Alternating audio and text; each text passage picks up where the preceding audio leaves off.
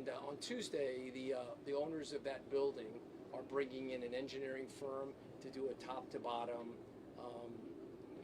forensic sort of study on that, and they're going to use the X-rays and the ground-penetrating radar, and I think we're going to have some good answers. But in the meantime, the folks that don't want to be there, given what Mayor Cava said about the $1,200,000, we had a donor today. I was at a press conference with Mayor Suarez, and this donor specifically earmarked that money for relocation expenses. So that's perfect for what this is, and we're gonna, the intention is to use those funds for those people that aren't comfortable staying in the building during the time it's being inspected. Now, we've already had 2 people that went to the Marriott and said, hey, I'm here, I'd like to check in. Yeah, so I've got to get going on that, and we've got to work out the logistics of that issue. Alcaldesa, buenas tardes. Una pregunta. Is continuing on that trench, or was that trench solely built to be able to help search and rescue teams put out those fires and give them access? Are we still actively working on that trench? Yes, we have our fire chief here, but yes, they are actively working on the trench, and it actually was extremely helpful for the location of bodies. Do you want to address where we are with that trench, and what is the end game of the trench, and how deep will it go? Yes, well, the primary goal with the trench was to assist us in suppression of smoldering fire activities and smoke as well, preventing any spread. By creating that trench, it's also given us opportunities to look for different areas in regards to access points to search from. And now continue, and as we continue with our process of delayer in different areas, and same thing where that area occurred with the trench itself, we'll delayer from there and continue on. And Chief, how do you make sure that trench is secure for all your firefighters who are working inside of it? Again, that's another huge concern, obstacle as we're going through. So we have several engineers that are embedded with our task force teams that are out there, our rescue teams, and so they modify.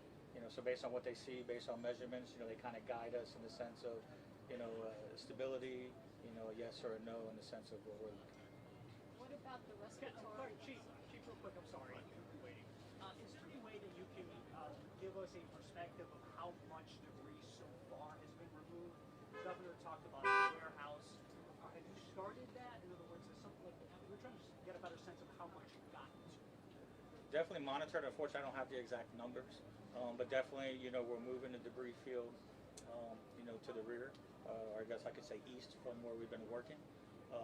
So, definitely, we're transferring a lot, but I don't have the exact amount of. Any of the grids that you've set out that you're confident are good, they've been looked at, they're not going to go back to that area? No. The rescue grids are defined, and that's just the process how we search, and we'll continue searching as far down. So no grid. Can I get, I'm sorry, the last question here. Yes, Ana Cuervo with Telemundo for the mayor.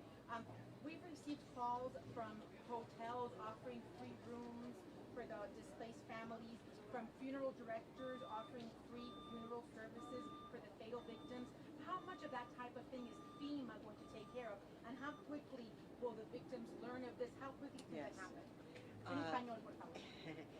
Bueno, estamos con fondos de FEMA para los que califican y, por ejemplo, extranjeros, gente que no son americanos, no pueden calificar.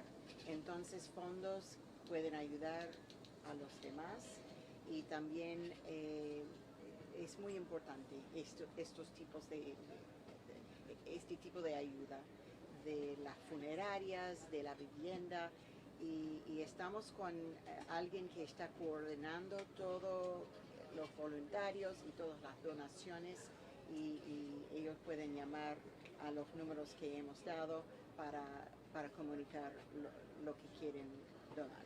Gracias. Porque FEMA demora, ¿verdad?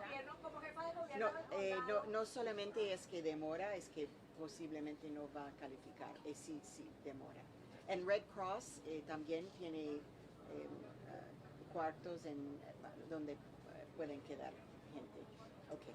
Alcaldesa, como jefa de gobierno en el condado, ¿usted podría considerar la evacuación obligatoria de la Torre Norte? Es una pregunta que tienen muchos residentes que todavía están viviendo en la Torre Norte, y acabando de escuchar al alcalde de Surfside. ¿Usted como cabeza del condado Miami-Dade podría ordenar una evacuación obligada en la Torre Norte?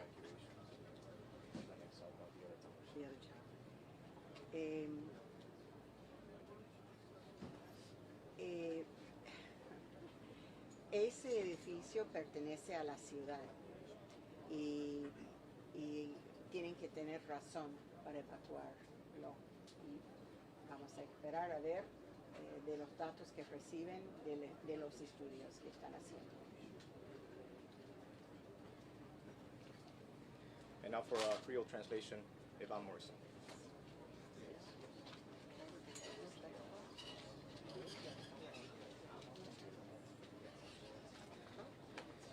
Bonsoir tout le monde. Ça n'a dit nous aujourd'hui, c'est que l'équipe nous yo, qui est là pour service d'urgence, continue à travailler 24 heures de temps sur 24. Et il a fait un pile gros travail que secouristes professionnels tant que yo, ensemble avec l'autre partenaire, a fait chaque jour. Yo kembe différent avec la fumée.